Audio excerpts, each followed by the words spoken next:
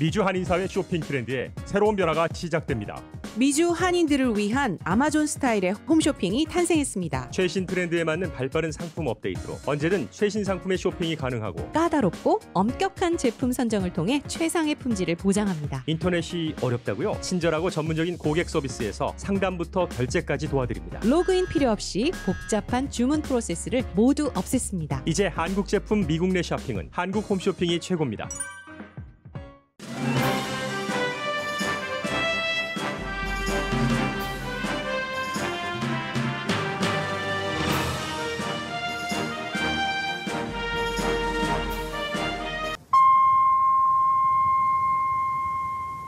새봄 새희망 라디오 서울이 함께합니다. 강혜신의 오늘의 미국.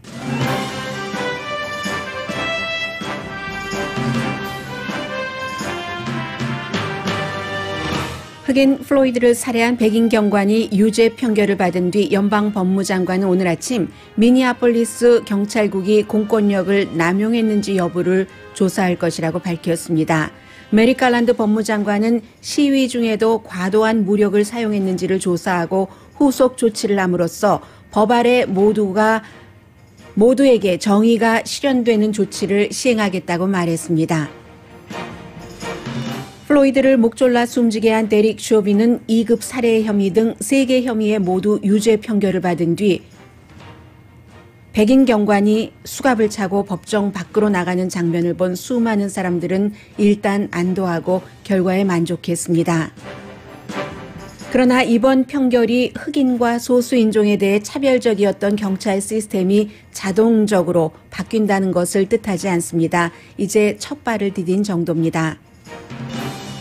문재인 대통령이 뉴욕타임즈와 인터뷰했습니다. 주목되는 내용이 많은 이 인터뷰에서 문재인 대통령은 북한에 대한 트럼프 전 대통령의 노력에 대해 변죽만 올렸을 뿐 완전한 성공을 거두지 못했다면서 이제 바이든 대통령이 북한과 협상해 줄 것을 청원했습니다. 뉴욕타임스 표현입니다. 4시간 전에 시작된 바이든 대통령 주재 기후 정상회의에는 문재인 대통령, 시진핑 중국 국가주석을 포함한 40개국 지도자와 프란치스코 교황도 참여합니다. 플로리다주에서는 최근 통과된 새로운 반시위법에 따라 시위 도중 유정물을 파손하면 최대 15년 징역형에 처하게 됩니다. 연방 농무부가 남은 학기 동안 무료 급식을 확대한다고 발표했습니다. 마리화나 합법화가 상업용 부동산 업계를 돕고 있다고 악시오스가 보도했습니다.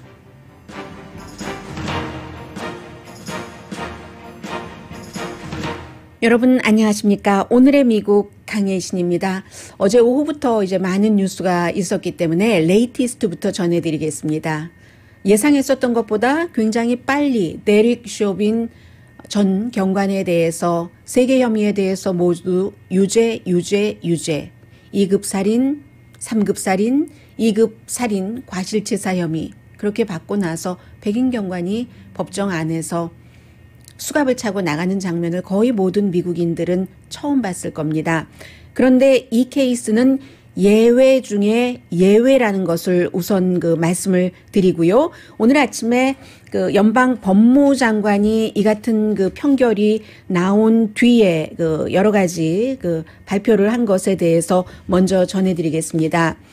메릭 갈란드 연방 법무장관은 이 사건 자체가 미네소타주의 미니애폴리스에서 발생을 했기 때문에 그리고 이 사건으로 인해서 굉장히 많은 사람들이 시위를 했습니다. 그 시위는 세계적인 것이었지만 센터 자체는 미니애폴리스였습니다. 그래서 미니애폴리스 경찰국이 시위대를 진압할 때 있어서도 공권력을 남용했는가 평소에 이제 법 집행을 제외하고라도요. 그런 것들을 연방 법무부가 수사를 하겠다고 얘기를 했습니다. 그 이유는 이 같은 일들이 개인 경관에 의해서 일어난다기보다는 시스템적인 것이기 때문에 그 시스템을 막으려면 과연 한 경찰국이 경관이 아니라 과잉으로 무력을 사용했는가 하는 것을 연방 법무부에서 수사를 해서 그에 맞는 이제 여러 가지 조치를 취하고 또 경찰들을 무엇보다도 경찰들은 반드시 치안 유지에 필요하니까 훈련을 제대로 시켜야 된다는 이런 것이죠. 해서 미니애폴리스 경찰국이 뭔가를 제대로 하지 않았다면 이러한 것들을 공공 발표, 말하자면 이제 공공적으로 발표를 하고 또 연방 법무부가 미니애폴리스 경찰국을 고소할 수도 있다고 얘기를 했습니다. 이런 얘기를 쭉 했고요.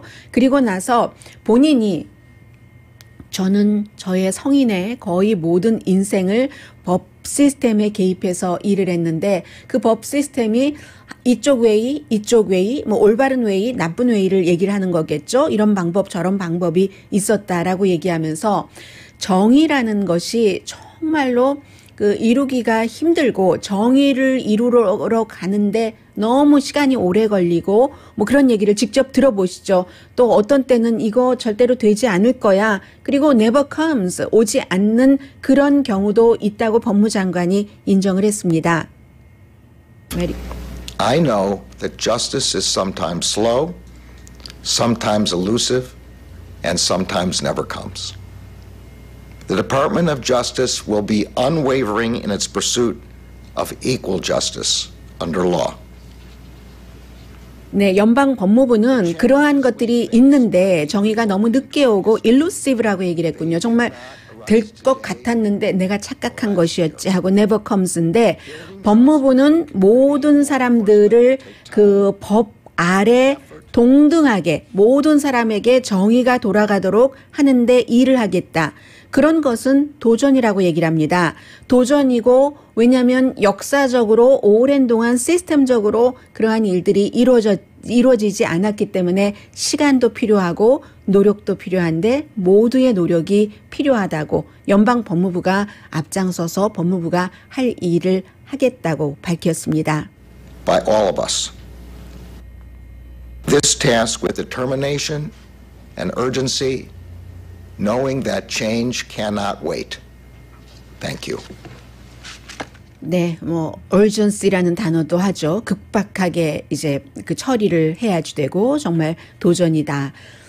이 부분은 그 윌리엄 바, 그 메리 갈랜드 현 법무장관의 앞선 전임 빌 바 법무장관도 조사를 그 미니애폴리스 경찰국에 대해서 하라고 지시를 했었습니다. 그런데 AP통신의 표현에 따르면 처음엔 그렇게 하라고 했다가 나중에 이게 또 뭐 한쪽에서 비난을 받을 수도 있겠다. 뭐 그런 식으로 돼서 조금 물러난 형편의 연방 현 법무장관이 다시 나와서 간단하게 말해서 백인에 의한 소수인종에 대한 공권력 무력 사용 남용이 있었는가 하는 것을 수사하겠다. 연방 법무부의 조사는 수사잖아요. 그런 얘기입니다. 그래서 이제 데릭 쇼빈 백인 경관이 세 가지 혐의에 대해서 모두 유죄 판결을 받았는데 예상했었던 것보다 훨씬 빨리 나왔습니다. 벌써 판결 결과를 발표한다라고 얘기를 했었을 때 전문가들은 알았죠. 전부 유죄라는 것을. 왜냐하면 보통 시간이 길게 걸리면 몇 주일이 걸릴 수가 있고 몇 주일 이상이 걸릴 수도 있고 하는데 시간이 짧다는 것은 배심원 12명 모두 일치가 빨리 됐다는 얘기입니다. 그래서 그런데 세 가지 혐의에 모두 이렇게 됐다는 것이 많은 사람들이 놀라기도 했고요. 이런 일이 흔치 않은 거의 없는 일이기 때문에 해서 이제 최고 형량 지금 법적으로는 40년 정도를 받을 수 있는데 판사가 선고를 해야지 됩니다. 어제는 배심원들의 판결이었고요. 앞으로 그 8주일 안에 판사가 형량을 선고를 하는데 40년이라고 하지만 제일 무거운 2급 살해 혐의가요. 그렇지만 주마다 조금 달라요. 그래서 미네소타의 경우는 보통 이 정도 되면 12년 반 정도가 되지 않을까 이렇게들 예상을 하고 있고요. 해서 전국이 안도를 했죠. 로스앤젤레스에서도 이 결과만 나오기만 해봐. 이거 아니면 시위할 거야 라고 마음먹고 시위 장소에 간 사람들이 굉장히 많았는데 그런 사람들의 마음이 기쁨, 글쎄요, 또 다른 사람을 또 감옥에 보내야지 되고 하는 곳에서 기쁨을 찾는다는 것이 굉장한 모순이기는 합니다만은 기쁨과 안도를 했고 또 조지 플로이드의 가족들, 특히 그 브라더는 그동안 언론과 인터뷰를 많이 했죠. 이제야말로 내가 잠을 좀 청할 수 있는 희망을 갖게 됐다. 잠을 좀 잘 수 있었으면 좋겠다라고 얘기를 했습니다. 그러나 시스템이 바뀌었기 때문에 데릭 쇼븐이 유죄 판결을 받은 게 아닙니다. 보통 이제 Blue Wall of Silence라고 얘기를 하죠. 블루 경찰 그 단복을 많이 또 상징하기도 하고 블루 월 그 경관들의 벽이다. 침묵의 벽. 이걸 뜻하는 것이 경관들이 동료 경관들이 뭔가를 잘못해도 그냥 우리는 그 동료니까 또 나도 그런 일을 당할 수도 있으니까 눈 감아주고 진술을 할 때 경관에게 유리하게 하고 그리고 피해자에게 굉장히 나쁘게 하고 하는 것을 이제 Blue Wall of Silence라고 부르는데 그래서 이번에 Blue Wall of Silence 트라이얼 재판이라고도 불렀었습니다. 기꺼이 뭔가 잘못한 것을 동료 경관이 알면서도 방어해 준다는 거죠. 그래서 이제 이러한 일들이 일시적으로 깨진 것이다. 2005년부터 지금까지 경관에 의해서 매년 살해되는 사람이 몇천 명입니다. 그래서 이제 이번 케이스를 유죄 판결을 받은 것을 다 그런 곳에 적용을 시켜서 보면은 이런 일을 했을 때 경관이 유죄 판결을 받을 확률이 2000분의 1밖에 되지 않습니다. 그런데 이번에는 그럼 왜 됐는가? 법적인 시스템이 작동해서 No way. 9분 29초짜리 비디오 테이프 때문이었죠. 그 비디오 테이프를 한번 본 사람들은 전부 어태치돼서 내 일 같고 특히 아프리칸 아메리칸의 경우는 우리 아들이 될 수 있는 거죠. 우리 아버지, 우리 사촌이 내 형이 될 수 있는 일이기 때문에 굉장히 붙어 있었고 9살짜리 아이도 현장에 있었고 10대들이 증언을 했고 그 장면을 찍은 비디오 장면을 찍은 사람이 당시에 17살의 소녀, 흑인 소녀였었죠. 그런 것들 때문에 그러면서도 본인들이 말리지 못했던 이런 여러 가지 스토리들이 퍼지고 퍼져서 미 전국에 세계에서 시위를 하는 그 사람들의 여론의 무게 같은 것이 너무너무 강했던 겁니다. 미국 역사상 최대 규모의 시위였습니다. 그 시위가 일부에서 그토록 싫어하는 BLM, Black Lives Matter 시위였습니다. 그리고 또 하나는 이 미니애폴리스 시에서 이미 판결이 있기 전에 2,700만 달러를 조지 플로이드 가족에게 보상하기로 합의를 했습니다. 시정부에서 이렇게 했다는 것은 시정부 소속인 우리 경찰국 소속의 경관이 잘못했다는 것을 사실은 시인하는 것이기도 합니다. 이런 일들이 있었고 대통령도 무척 예외적이었죠. 판결이 나기 전에 옳은 판결이 나오길 바란다라는 메시지를 남겼었고요. 심지어는 어제 굉장히 스케줄을 딱 거기에 포커스를 둔 사람이 많았는데 그 가운데 한 사람이 세계에서 가장 중요하고 스케줄이 가장 철저한 이 바이든 대통령의 스케줄이 판결은 대통령 마음대로 되는 게 아니니까 거기 판결에 맞춰서 해놨을 그럴 정도로 미국과 세계가 지켜봤었던 그 무게에 의한 판결이라고 보는 사람이 굉장히 많습니다. 45명이나 되는 증인들이 있었고 그 안에는 9살짜리 증인들도 있었고 그랬습니다. 그래서 바이든 대통령이 어제 이 판결이 나오고 나서 아주 드문 케이스라고 얘기를 했죠. 좋은 앞으로 나가는 첫 발자국이기는 하지만 너무나 레어한 케이스이기 때문에 더 이상은 말도 안 되는 살인은 그만둬야 된다. Enough is enough.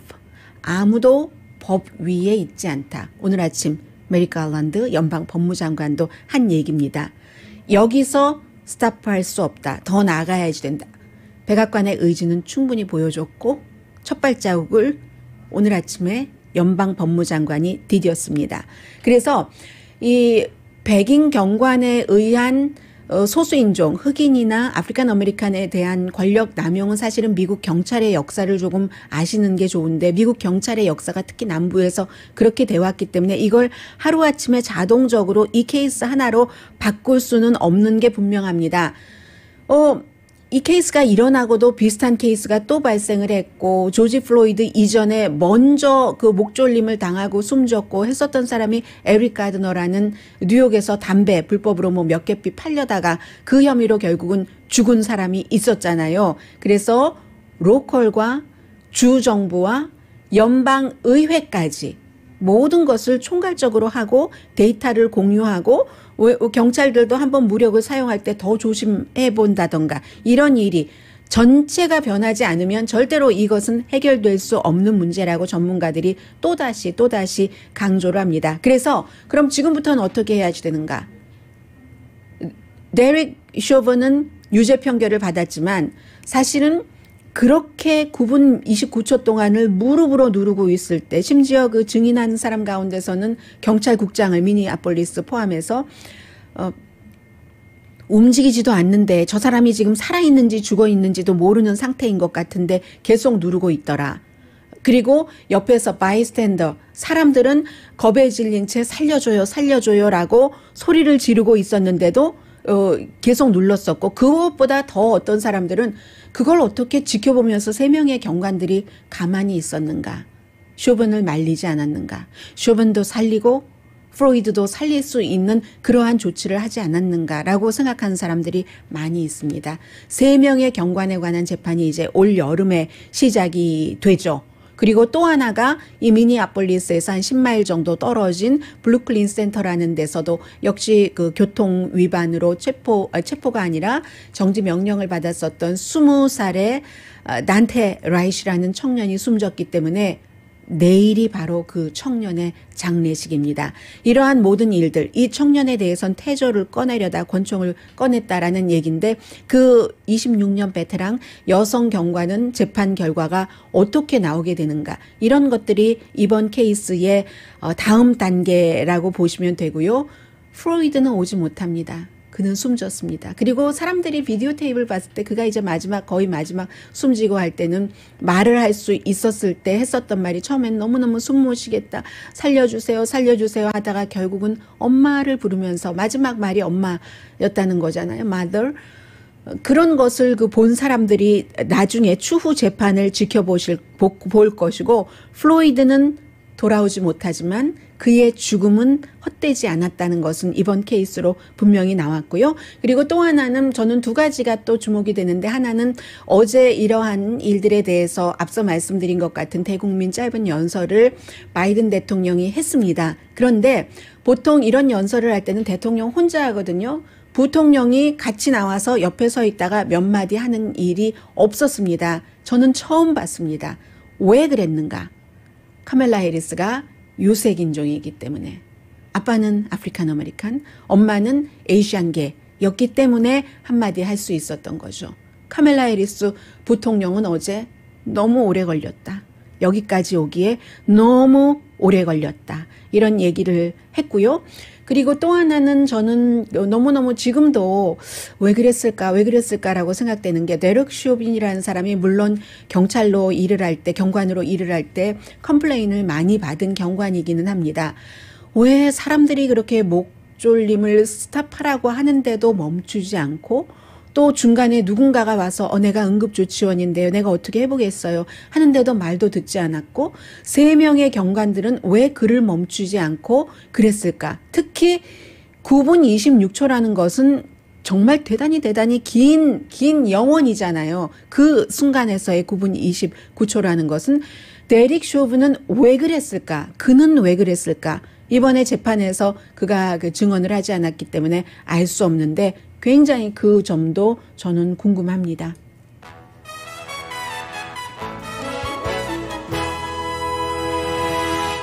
오늘의 미국은 전문가가 추천하는 이민법, 가정법 전문 제인정 종합법률사무소, 미주류 언론과 유명 인사들을 감동시킨 미주 판매 1위 카후나 마사지 체어, 한인 기업의 자랑 카후나 마사지 체어, 코지다운 갤럭시 거위털 이불은 잠이 솔솔 오게 하는 기능성 거위털 이불, 거위털 이불 전문회사 코지다운, 언제 어디서나 내 맘대로 골라보는 한국 TV, 한국 쌍방울이 만든 최고의 KF94 방역 마스크 트라이를 미주 최초로 출시한 한국 홈쇼핑 공동폰입니다.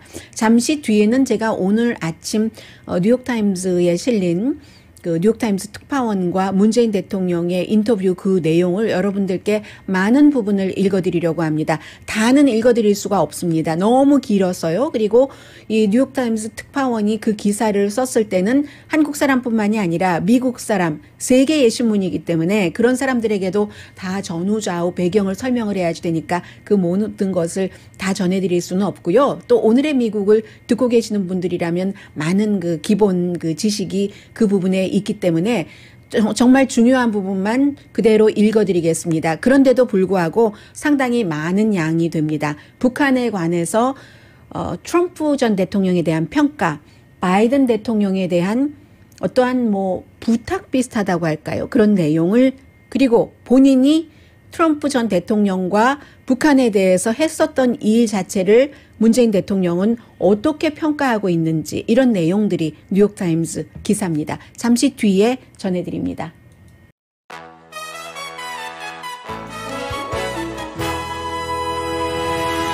라디오 서울 방송 오늘의 미국 강혜신입니다. 네, 저는 오늘 아침에 여러분들께 지금 이 제목의 기사를 발췌해서 읽어드리려고 하는데 얼마나 바보 같았는지 나중에 말씀드릴게요. 10초 뒤에요. 한국 지도자 트럼프 실패 후 바이든과 핵 협상 구하기를 희망해. 큰 제목입니다. 작은 제목은 뉴욕타임스와의 인터뷰에서 한국 문재인 대통령은 미국과 북한의 만남을 촉구했다.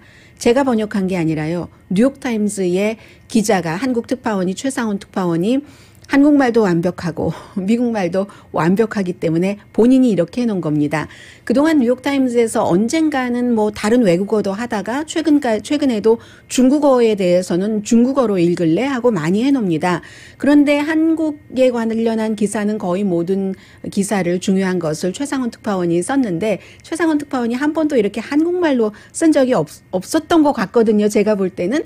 그래서 연희 때와 다름없이 영어로 다 읽었어요. 다 읽고 이제 그 기사의 제목을 다시 한번 확인하기 위해서 이걸 어떻게 원래 원어의 영어 기사를 가장 적절하게 여러분께 번역을 해드리나 하고 이렇게 보는데 밑에 한국어로 읽을 수 있는 것이 있는 거예요. 그래서 제가 다시 한국말로 여러분들께 발췌를 해드리겠는데, 그만큼 아마 최상원 특파원이 그 시간을 들여서 그 많은 한국 사람들도 이 기사를 읽어줬으면 좋겠다 하는 뜻도 있었던 것 같고, 뉴욕타임스의 입장도 그랬던 것 같습니다. 자, 발췌를 해드리겠습니다. 서울 말이에요. 첫 문장은 한국 문재인 대통령이 미국을 향한 메시지는 바로 바이든 대통령이 지금 북한과 대화를 해야 한다는 것입니다. 중간중간 제가 대강 연결되게 읽어드리겠습니다. 미국 지도자가 김정은 정권과의 협상에 시동을 걸어줄 것을 촉구했습니다. 비핵화는 우리나라의 생존 문제라고 한국 대통령은 말했습니다. 문재인 대통령은 미국이 북한 및 기후변화를 포함한 기타 세계적인 관심 현안에 대해 중국과 협력할 것도 촉구했습니다. 강대국 간의 관계가 악화되면 비핵화를 위한 모든 협상을 해칠 수 있다고 말했습니다. 만약 미중 간의 갈등이 격화된다면 북한이 그런 갈등을 유리하게 활용하거나 이용하려고 할 수도 있습니다. 라고 문재인 대통령은 말했습니다. 뉴욕타임스와의 인터뷰 도중에 문재인 대통령은 바이든 대통령에게 한편으로는 청원, 또 한편으로는 설득을 하는 모습이었습니다. 인터뷰에서 문 대통령은 두 명의 예측 불가능한 북한과 미국 지도자들이 직접 만나도록 이끈 자신의 2018년 능란한 외교적 묘책에 대해서 자랑스러워했습니다. 하지만 문 대통령은 현실적이기도 했습니다. 한반도에서 비핵화와 평화를 이루기 위한 자신의 작업이 흐트러지기 시작했다고 조용히 인정했습니다. 북한에 대한 트럼프의 노력에 대해 변죽만 올렸을 뿐 완전한 성공은 거두지 못했다라고 문 대통령은 말했습니다. 나는 바이든 대통령께서 한반도의 완전한 비핵화와 평화 정착을 위한 실제적이고 불가역적인 진전을 이룬 그런 역사적인 대통령이길 바랍니다. 또 문 대통령은 한반도 비핵화를 위한 폭넓은 목표를 정해놓은 트럼프 전 대통령과 김정은 위원장 간의 2018년 싱가포르 합의를 폐기하는 것은 실수가 될 것이라고 경고했습니다. 트럼프 정부가 거둔 성과의 토대 위에서 더욱 진전시켜 나간다면 그 결실을 바이든 정부가 거둘 수 있다고 생각한다라고 말했습니다. 트럼프 전 대통령 한 번 내리고 한 번은 올려줬어요. 문 대통령은 미국과 북한이 서로 양보와 보상을 동시적으로 주고받으면서 점진적이고 단계적으로 비핵화를 향해 나가야 한다고 촉구했습니다. 문 대통령이 자주 사용하는 대본이었습니다. 최상원 특파원의 말이고요.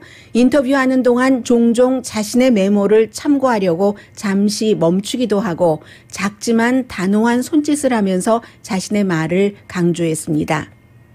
지난주 발간된 연례위협평가에서 미국 국가정보국장은 김정은 위원장이 시간이 지나면서 핵보유국으로 인정과 존중을 받을 것으로 믿는다라고 말했습니다.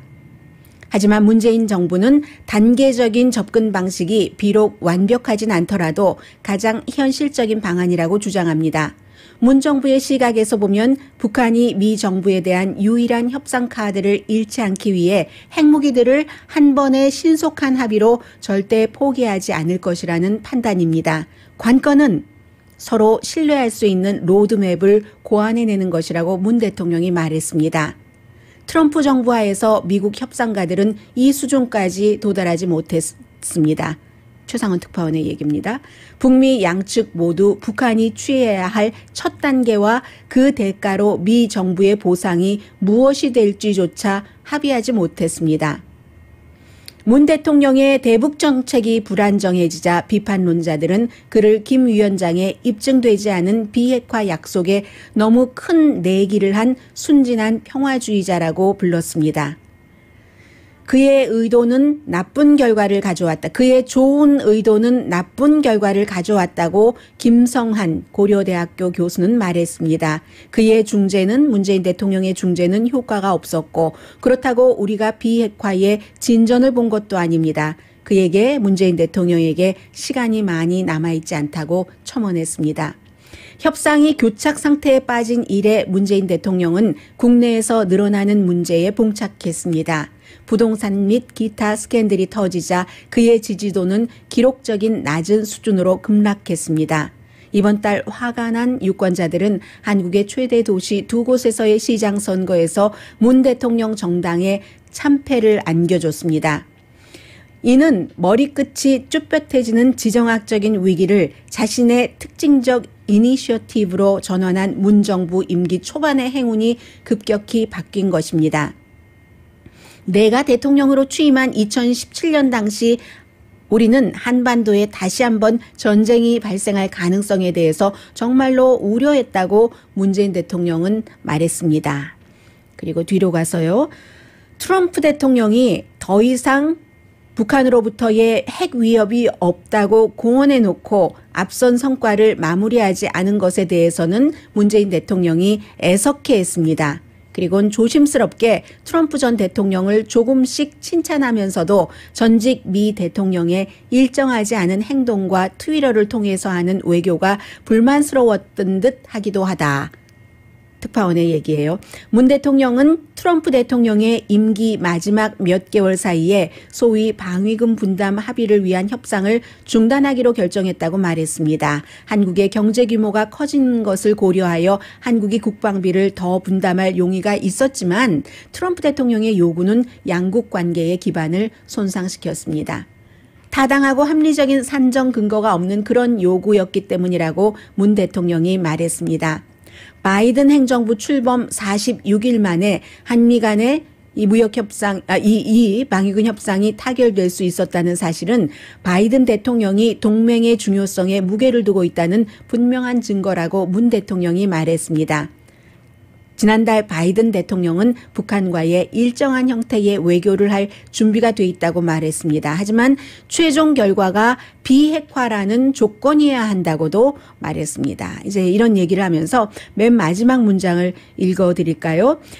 문재인 대통령의 말인데 이 대화가 외교가 비핵화로 이어질 수 있고 하노이 회담에서 북미 양국이 실패를 경험한 바가 있기 때문에 실패 토대 위에서 서로 보다 현실적인 방안을 머리를 맞대고 찾아 나간다면 나는 양측이 해법을 찾을 수 있을 것으로 확신한다. 이게 이제 문재인 대통령의 얘기였다는 겁니다. 여기서 제가 최상훈 특파원도 할 수 없는 얘기, 문재인 대통령도 할 수 없는 얘기, 하기 싫은 얘기를 몇 가지만 생각나는 대로 전해드리겠습니다. 기사를 읽으면서 이제 그 문재인 대통령이 트럼프 전 대통령의 노력에 대해서 변죽만 올렸을 뿐 완전한 성공은 이루지 못했다라고 말했는데 이제사 말하는 거죠. 트럼프 대통령 임기 마지막까지도 아마 굉장히 그 청와대는 maybe 이 문제에 있어서는 트럼프 그 전 대통령이 재선되기를 바랬을지도 모르겠습니다. 하면서 바이든 대통령께서 한반도의 완전한 비핵화와 평화 정착을 위한 실제적이고 불가역적인 진전을 이룬 그런 역사적인 대통령이 되기를 바란다. 바이든 대통령의 성격은 누가 칭찬을 한다고 해서 거기에 막 너무 좋아하고 그럴 나이도 아니고, 나이는 말할 필요 없겠네요. 왜냐하면 오히려 트럼프 전 대통령보다도 많으니까요. 지금까지의 바이든 대통령의 여러 가지 정치적인 그 길, 역정을 볼 때 그런 것으로 기우는 사람이 그 아니라는 것. 그런데 이 부분에 대해서는 이 말을 바이든 대통령에게 하는 말이잖아요. 지금 문재인 대통령이 뉴욕타임스를 통해서 이 긴 말을 미국에 오기 전에 하는 거예요. 바이든 대통령에게. 이 뉴욕타임스 기사는 너무나 중요하기 때문에 다 백악관에서도 참고를 하니까. 그런데 바이든 대통령이 이 말을 과연 진정성 있게 받아들일까도 굉장히 중요한 거죠. 왜냐하면 그런 불가역적인 진전을 이룬 역사적인 대통령이 되길 바랍니다라는 말을 how many times 트럼프 전 대통령에게 했습니까? 그리고 그 당시에 청와대와 또 청와대의 말을 굉장히 잘 얘기를 해주는 저널리스트, 어피니언 리더, 방송 진행자 등등이 트럼프 전 대통령이 아이 뭐 노벨상을 받아야지, 노벨상 주지 뭐, 그리고 우리는 이제 남북평화 가지면 되잖아 하면서 노벨상을 받을 가치가 있다는 사람이라는 것을 how many times 얘기를 했습니까? 그렇기 때문에 이 부분도 바이든 대통령의 스타일과 진정성에 있어서 제가 생각을 들었고요. 그리고 트럼프 행정부가 거둔 성과 토대 위에서 더욱 진전시켜 나간다면 그 결실을 바이든 정부가 거둘 수 있다고 생각한다라고 얘기를 했는데, 트럼프 행정부가 북한에 대해서 미국의 입장으로 볼 때 성과를 거두지 않았다고 생각할 가능성이 굉장히 높습니다. 미국 입장에서 볼 때는 정말 아무것도 사람들이 잘 몰랐던 북한이라는 나라의 괴팍한 독재자를 미국이라는 민주주의의 표상이라고도 할 수 있는 대통령과 그런 독재자가 어깨를 나란히 하면서 세계 무대에 데뷔를 할 수 있는 몇 번이었습니까? 이 그 판문점까지 합쳐서 3번이었잖아요. 그렇게 소개를 해주고 시간만 벌고 북한은 핵 능력을 계속 강화했고 미국은 가진 게 없다. 한미 뭐 합동 군사훈련도 줄였고 뭐 여러 가지요. 그런 부분에 대해서 생각하기 때문에 그것을 문재인 대통령은 성과라고 주장할 수 있지만 미국에서는 그 성과가 아니라 뒤로 많이 나갔고 북한만 힘이 커졌다라고 생각할 수 있는 사람들이 있기 때문에 제가 지금 말씀드린 이런 부분들도 참고를 해서 미국의 문재인 대통령이 올 때는 거기에 맞게 해야지 내가 잘했다. 지난 2년 동안 그렇게 그러한 부분에 대해서 다리를 놔서 굉장히 자랑스럽게 생각을 했다고 문재인 대통령 입장에서는 자랑스럽게 한국에서는 생각할 수 있는 부분이 미국에서는 그게 자랑이 아니라 잘못된 부분이라고 생각할 수 있다는 것까지 참고를 해야 된다는 거죠. 그리고 또 하나, 중국에 대해서 미국과 중국이 중요한 국가들이 이렇게 서로 너무 강하게 나가면은 북한 핵 문제에 나쁘다라고 얘기를 했는데 그 부분도요. 한일 관계를 또 생각을 해야죠. 이것까지 챙겨가지고 와야지 되는 겁니다. 얼마 전에 일본 총리가 와서 만나고 갔죠. 뭐 많은 보따리 선물도 가지고 갔어요. 무슨 뭐 그 백신도 이제 일본이 가지고 가고 하는데 미국 것을. 그런데 중국과 미국과의 관계만 북한 핵 문제에 있어서 중요한 게 아니라 한국과 일본과의 관계도 중요한 거죠. 한국과 일본과의 관계는 얼마 전에 좋아질 뻔도 했습니다. 어떤 식으로요? 그동안 그 한일 관계에 대해서는 굉장히 악한 감정을 반일 감정 같은 것들이 많이 있었어요. 문재인 행정부를 중심으로 해서 그쪽 진보 진영에서. 그런데 어느 날 갑자기 또 문재인 대통령이 굉장히 일본에 대해서 이게 좀 화해의 제스처 같은 것도 가능성을 보여줬거든요. 그게 어느 시점이었냐면 김정은 위원장이 올림픽에 일본 올림픽에 올 수 있다라는 시점이었습니다. 그럼 만날 수 있다는 얘기가 되잖아요. 그런데 김정은 위원장이 올림픽에 안 간다라고 얘기하고 난 뒤에 이제 원자력 오염수 문제가 터지고 다시 여기서 그 반일 감정이 굉장히 커진 지금 한국의 그 국내적인 문제에 대해서도 어떻게 할 것인가 미국은 다 보고 있거든요. 그런 문제도 다 가지고 미국을 방문할 때 와야지 성과 있는 그 회담이 될 것이다라고 미국에서 오랜 동안 이것을 뉴스로서 지켜본 제가 보는 몇 가지 초점이었습니다.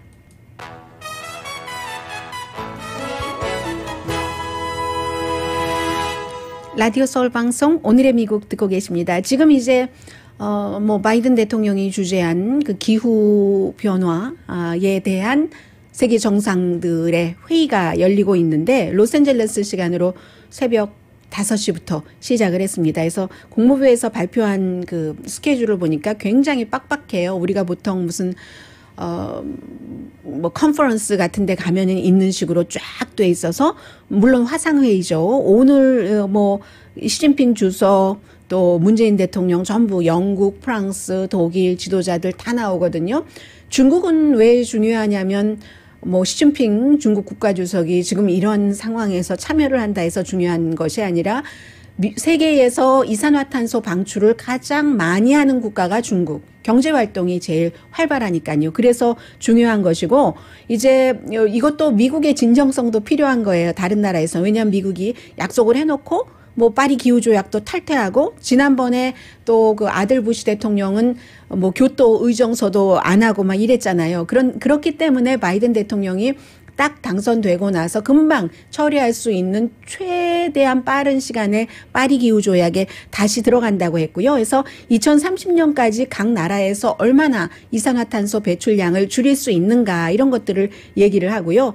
미국은 2030년에 2005년보다도 적게 한다고 하고 유럽은 2030년에 1990년보다도 적게 한다고 하고 이게 딱 총량으로는 별로 비교 가치가 없어요. 왜냐하면 미국이 중국 다음으로는 또 많이 할 것 아니겠어요? 유럽의 어떤 하나의 국가보다. 그렇기 때문에 과거의 기준으로 해서 그 나라가 어떻게 할 것인가 이런 거. 영국은 굉장히 많이 줄인다는 건데요. 90년보다도 더 줄어들게 한다는 것이고 대강 나와 있는데 이 부분에 대해서는 일본과 캐나다가 어떻게 할지 모르는 것이고요. 그리고 여기에 이러한 세계 지도자들만 나오는 게 아니라 빌 게이츠는 기후변화, 또 건강에 굉장히 돈이나 노력을 많이 들이는 오피니언 리더잖아요.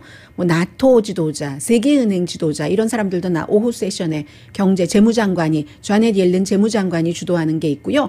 그리고 이제 처음에 딱 오픈할 때는 당연히 이 문제는 외무부에서 해야 되기 때문에 미국 국무장관이 주도를 하고 백악관에서도 사람이 나오고 하고 있거든요. 그리고는 보니까 그 프란체스코 교황은 특별한 메시지를 보내는 거예요. 교황으로서 세계 기후변화도 아주 중요한 거잖아요. 또 후진국에서의 농업, 이 기후변화에 따른 여러 가지 그게 사람의 생명으로 연관이 되니까 그래서 굉장히 많은 사람들이 나오고 시스코 같은 경우는 이 기후변화를 막기 위해서 1억 달러를 우리들이 투자를 하겠다라고 발표도 했습니다. 오늘 그 스케줄 보니까 대강 어떻게 갈지 오늘과 내일 이틀 동안 열리는데 이게 바이든 행정부의 외교 정책에 있어서의 또 하나의 것이 되는 겁니다. 예를 들어서 아프가니스탄에서 미군 철군 이것은 지금 모닝 컨설트 여론조사 결과 보니까 오늘 아침에 공화당인데도 반 이상이 찬성을 한다는 겁니다. 그리고 여러 가지가 있었잖아요. 지금 외교 정책 한 것에 하나가 기후변화고 농무국은 미국의 국내 변화를 얘기를 해주는데 이번 학기가 2021년, 2022년 학기는 9월 30일에 끝납니다. 그런데 끝나기 전이라도 학교 급식을 모든 학생들에게 다 무상급식을 하는 것으로 확대를 했고요.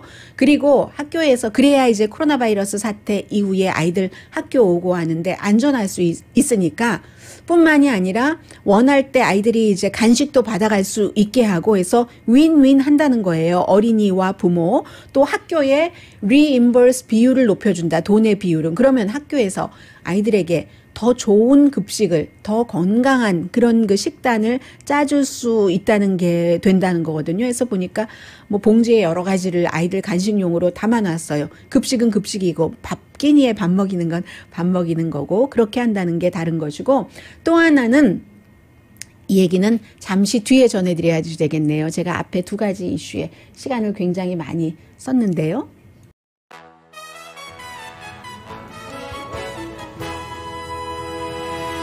라디오 서울 방송 오늘의 미국 듣고 계십니다. 네,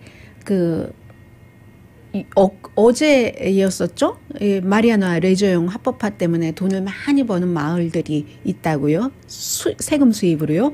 그런데 전국 부동산협회에 그 여론조사를 해봤습니다. 그랬더니 악수요스의 보도예요. 그랬더니 이 마리화나를 합법화하면 합법화할수록 상업용 부동산에는 큰 도움이 되더라. 지난 몇 년 동안 보니까 지금 중간중간에 이제 최근에도 몇 군데 주가 합법화를 했고 레저화를 뭐 2015년에 한 것도 있고 하잖아요. 그런 것을 보니까 마리화나를 합법화하면은 당연히 그것을 팔 공간이 있어야지 되고 재배할 공간이 있어야지 되고 보관할 장소가 있어야지 되니까 그런 부분에 있어서 굉장히 그 상업용 부동산이 활기를 이미 띠고 있답니다. 조사 대상의 3분의 1은 부동산이 더 타이트하대요. 마리화나를 합법화한 지역에서는 최근에 합법화한 지역도 마찬가지고 먼저 합법화한 그런 지역도 있고 하다는 거거든요. 그리고 만약에 의료용이나 레저용 마리화나를 합법화하기 전에 그런 때 그 리스를 하면은 이게 리스 조건에 뭐 불법적인 것을 하지 못하고 이래서 굉장히 까다로웠잖아요. 그런 경우에는 원래 이 주에서 하려다가 저쪽 주로 가서 하고 이런 경우가 굉장히 많았기 때문에 이 부분에 대해서는 이제 앞으로도 계속 그렇게 진행된다라고 뭐 당연히 생각이 되죠. 그리고는 플로리다주는 다른 주와 상당히 반대로 나가는 부분도 있고 플로리다주가 지금 미국의 보수의 어떤 그 대표적인 주처럼 돼가고 있어요. 얼마 전에 통과한 그 반시위법 시위를 했었을 때 뭔가 규정에 어긋나면은 처벌을 전보다 더 강화하는 그런 것을 자세히 지금 언론들이 들여다보기 시작했는데 뭐 여러 매체에서 뭐 MSNBC 등을 포함을 해서 보도를 하고 있는데 예를 들어서 시위하다가 뭐 남부 연합에 관한 그런 것이요. 뭐 동상도 되겠고 기도 되겠고 하겠죠. 그런 것을 훼손을 하면은 최고 15년 징역형까지 처해질 수 있다는 겁니다. 사람에 대한 게 아니라 그런 그 유적지 기념물에 대해서도 그렇고 뭐 반약탈법, 반폭동법 이런 여러 가지 뭐 공무집행법은 물론이고 모든 것을 다 적용을 시켜서 그렇게 2급 중범으로 남부연합에 관한 기념물 같은 것을 훼손하면 그렇게 한다는 거고요. 그런데 보호하는 것도 있는데 이 보호하는 게 애매해요. 만약에 시위를 막 하고 있어요. 그런데 그 시위대 그곳을 제가 만약에 운전을 하고 갔죠. 운전을 하고 가다가 이 운전자가 시위대를 다치게 했어요. 다치게 했었을 때 이 운전자를 방어를 많이 해주도록 한다는 겁니다. 만약에 시위대가 그 가는 길을 막았으면 이런 형태로 이제 그 의도가 있잖아요. 의도에 의한 법을 만들어낸 것이고 그리고 이제 플로리다주에서 그 디센티스 그 주지사가 공화당 주지사가 굉장히 지금 2024년도 대선을 바라보고 있기 때문에 이러한 보수적인 것을 많이 가져가는 것이고 크리스 크리스티 전 뉴저지 공화당 그 주지사도 2024년도에 지금 뭐 선거에 나오나 뭐 이런 얘기들 하고 있고요. 오늘의 미국은 전문가가 추천하는 이민법, 가정법 전문 제인정 종합법률사무소, 미주류 언론과 유명 인사들을 감동시킨 미주 판매 1위 카후나 마사지 체어, 한인 기업의 자랑 카후나 마사지 체어, 코지다운 갤럭시 거위털 이불은 잠이 솔솔 오게 하는 기능성 거위털 이불, 거위털 이불 전문회사 코지다운, 언제 어디서나 내 맘대로 골라보는 한국 TV, 한국 쌍방울이 만든 최고의 KF94 방역 마스크 트라이를 미주 최초로 출시한 한국 홈쇼핑 공동펀이었습니다. 10시에 좋은 아침, 좋은 하루 방송됩니다. 네, 지금 여러 가지 스토리들이 있는데 뭐 기뻐하는 조지 플로이드 관련 재판에 관해서 그런 사람들도 있고 오늘 엘리자베스 2세 여왕이 95세 생일이 되는 날이라고 하네요. 73년 함께 살았던 남편이 숨지고 나서 며칠 되지 않아서 맞는 그런 생일이 되겠습니다. 주변에 보면 내가 기쁠 때 슬픈 사람도 많아요. 강혜신이었습니다.